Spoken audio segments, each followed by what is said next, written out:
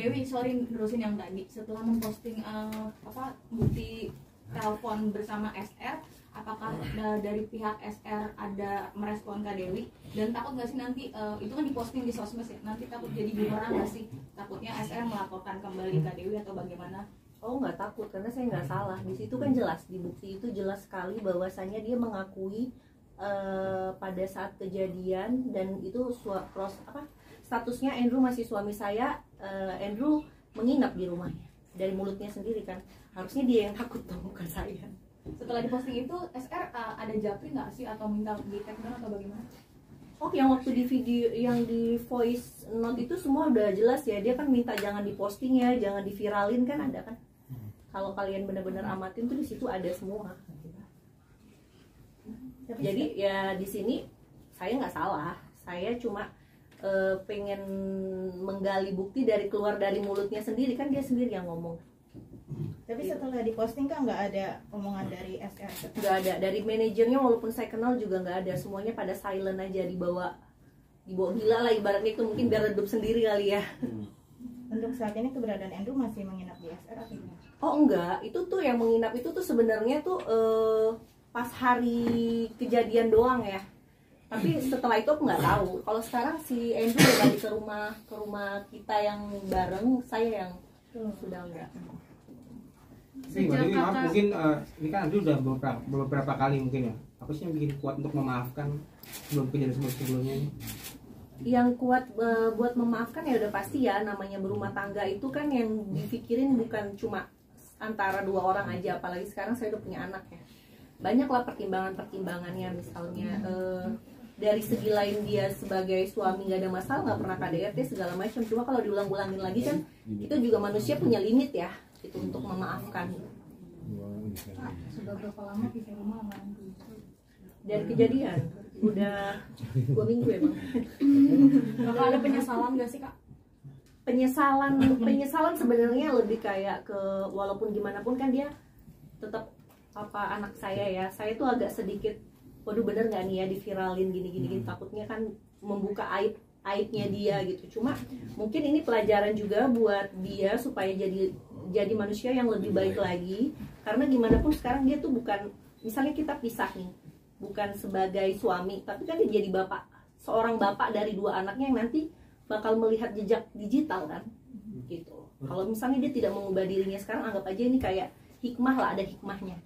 Berarti tetap ada gejolak batin sebelum memutuskan untuk di-up ke sosial media kan?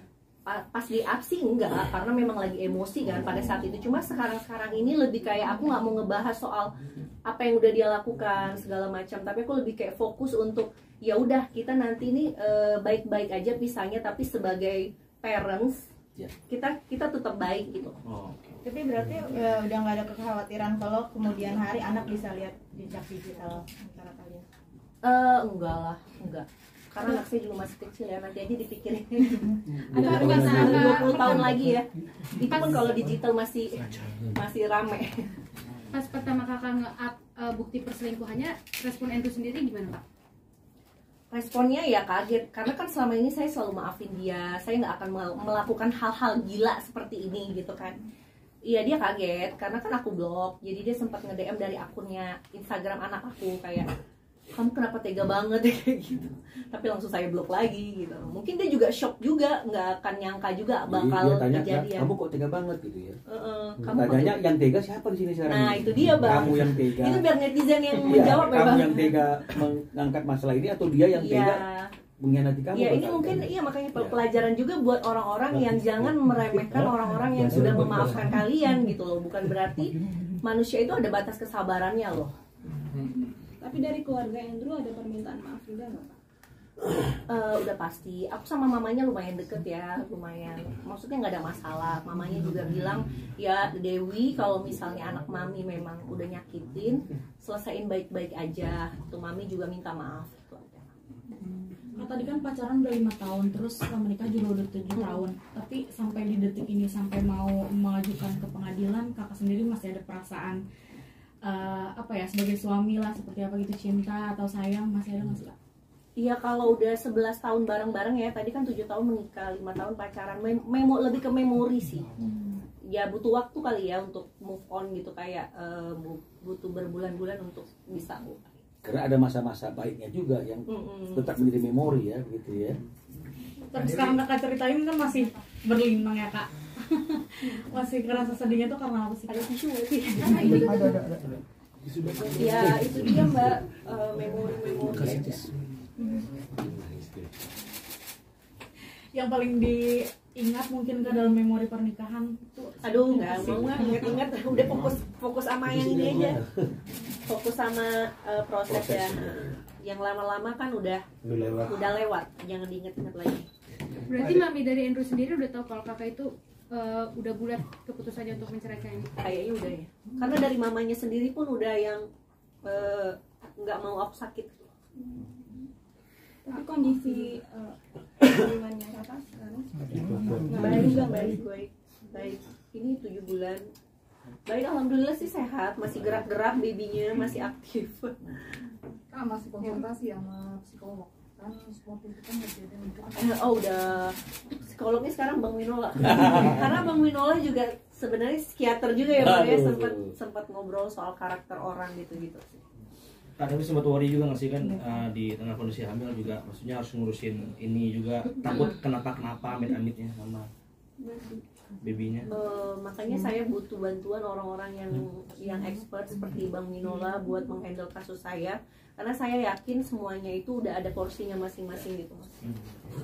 Kak Dewi, soal transfer yang 2 juta itu Kenapa mau ditransfer juga?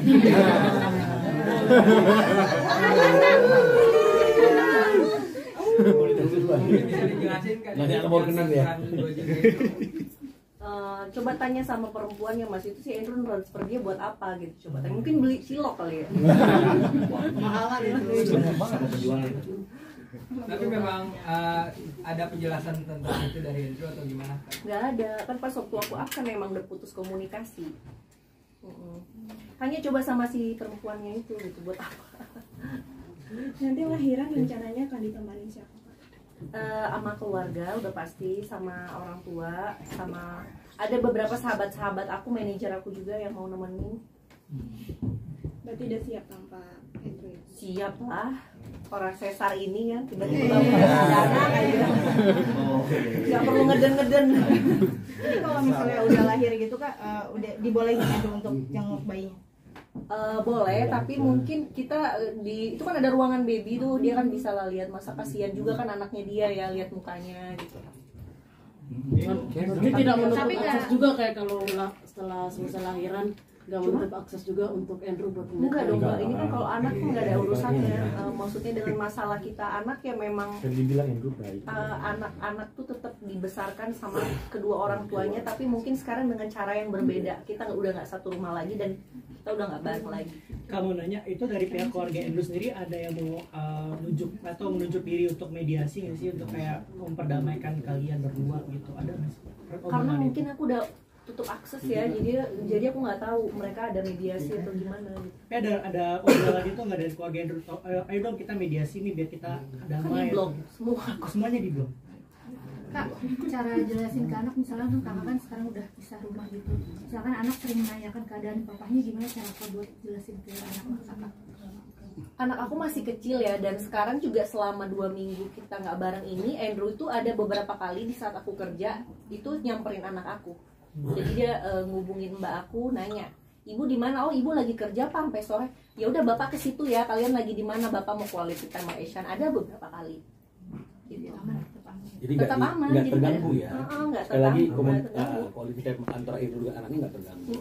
Aku juga nggak yang, wah lu nggak boleh ya ketemu sama anak ya. Nggak kayak gitu. Karena aku tahu Asian itu deket banget juga sama Andrew.